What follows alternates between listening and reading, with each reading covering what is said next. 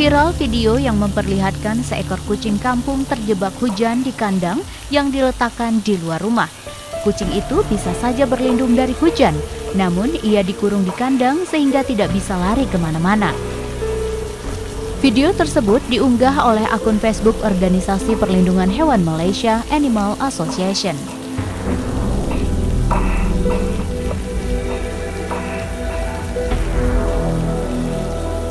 Mereka mengkritik tindakan pemilik kucing malang itu karena meninggalkannya di tengah hujan tanpa perlindungan dari air hujan dan angin kencang.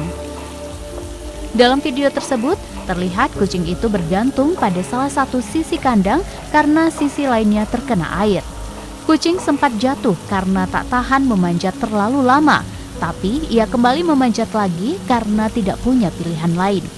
Dalam postingan tersebut, menurut pengakuan orang yang merekam video itu, insiden ini bukan yang pertama kalinya.